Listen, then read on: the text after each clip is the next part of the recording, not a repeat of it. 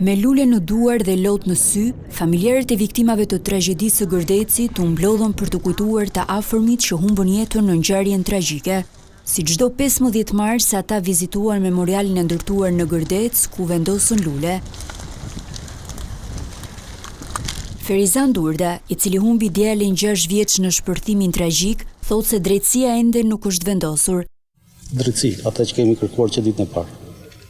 Vetëm drejtësi. Jo ofendime. Jemi ngopur boll, na kanë vrarë shumë herë. Përveç 15 marsit jemi vrarë shumë herë. Më tepër se sa ajo që ndodh. Kërkojmë drejtësi. Ne kërkojmë që seancat të bëhen rregullisht. Ato zgjasin pafund. Vajti 2 vjet që jemi në atë proces dhe asgjë nuk shohim. Nuk po shohim dritë në fund tunelit.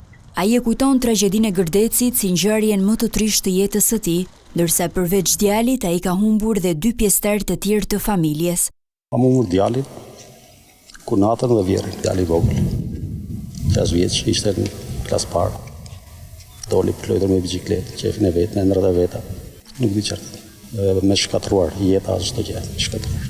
15 marsi do të kujtohet gjithmonë si një ditë zije për familjarët e viktimave që la pas shpërthimi fuqishëm i fabrikës së demontimit të municioneve në Gërdec.